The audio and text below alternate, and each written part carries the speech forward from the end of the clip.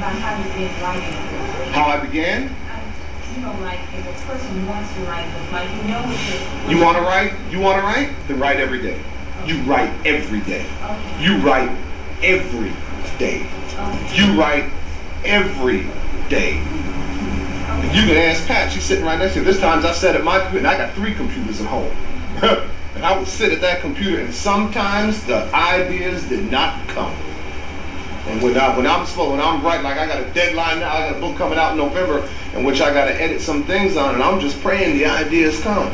Because it's not a pretty sight being in the house with me with no ideas coming. Pat can tell you that.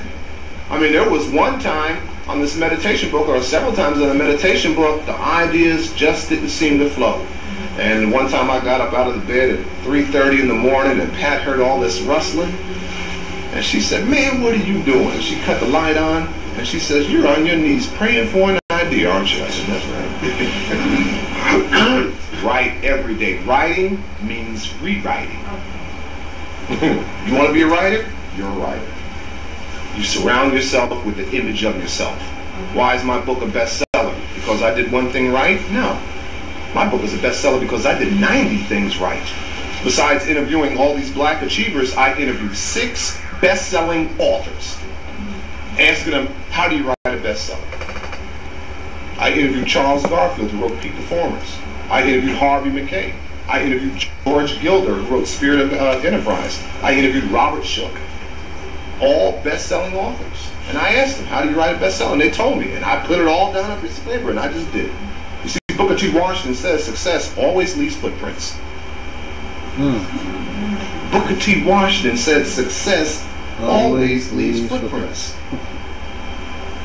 It's not rocket science. You surround yourself with the image of yourself, and you never ever take advice from anybody who's not in life where you want to be. Would you? I was on a radio talk show, and I don't know what town it is, and the guy says, "Anybody have any questions for Dr. Kimbro?" And this guy called up and says, "Yeah, I got a question for you, doctor. I want to be a millionaire." And I said, "That's easy. Take a millionaire to lunch." He said, "Well, why should I take a millionaire to lunch? He's a millionaire. He ought to take me to lunch." I said, "No, no, no, no, no. See, you take the millionaire to lunch to find out what the millionaire knows. The millionaire doesn't even know what you know. He's already been broke. You need to find out what he knows." Any other questions? What are the steps do you have a goal that you work and financially saying I have this goal, I'm trying to reach it, but it's, to you it feels like it's taking forever to reach that goal? Well, I don't know what it's going to take for you to reach your mission, but if you're not in life where you want to be, or you're not in life where you need to be, it's because of one thing and one thing only. Your goals are not clearly defined. That is it. That is it. There's black men and women that came from dire circumstances. I mean, when I heard some of these stories, see, I'm not telling anybody in this room that you got to become a Rhodes Scholar like Bonnie St. John in Los Angeles, and you have to do it on one leg. I'm not telling you to do that. I'm not telling anybody in this room they got to become a Booker T. Washington. How old was Booker T. Washington when he founded Tuskegee?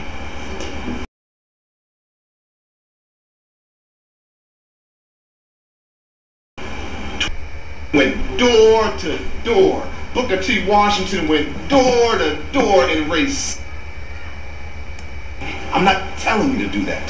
I'm not telling anybody in this room they got to become a Booker T. Washington. How old was Booker T. Washington when he founded Tuskegee? 24. What were you doing at 24?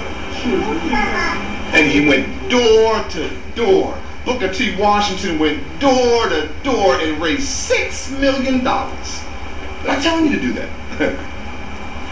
See what I'm saying? I'm not telling you you gotta go through the nonsense that John Johnson went through to start Negro Giant. This is the last part to Dennis Kimbro and Think and Grow Rich. It's been a real joy and pleasure to bring this to you. This is part 5 and the last part. Enjoy. Ebony. I mean, when I interviewed that guy and I went to S.B. Fuller's offices in Chicago, they told me that John Johnson Fuller was Johnson's mentor, and he used to come into Fuller's offices darn near crawling on his knees, crying to Fuller. No one's buying the magazine. Mr. Fuller,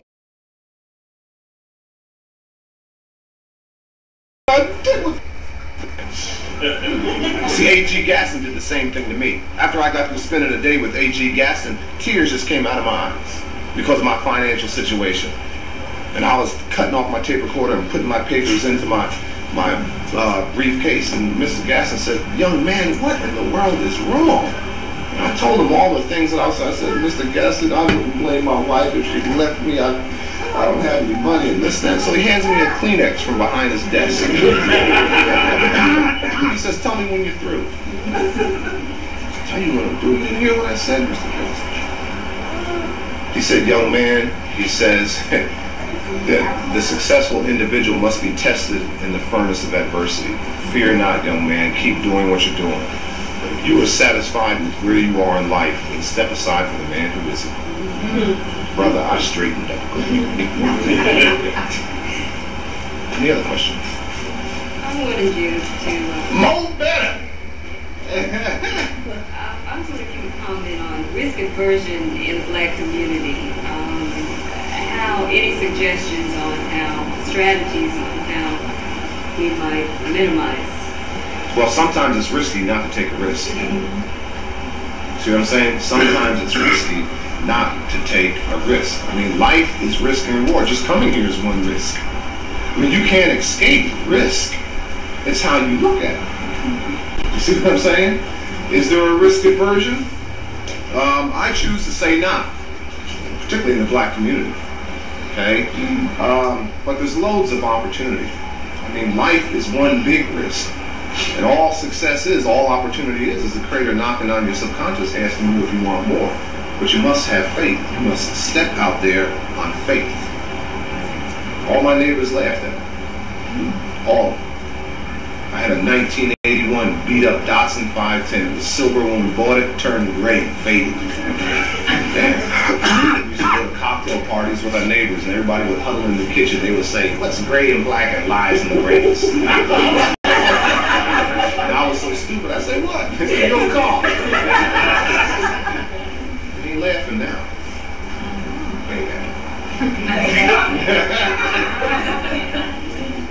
Life is one big risk. You must have faith. One quick, two types of faith. Faith in self, faith in others.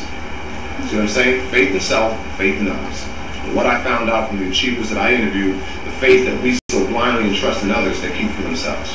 For instance, I flew from Atlanta to Denver, San Francisco, right? When I got on the plane, I didn't go into the cockpit of the airplane to see if the pilot had his license to take this thing off and land it. No, I put faith in it.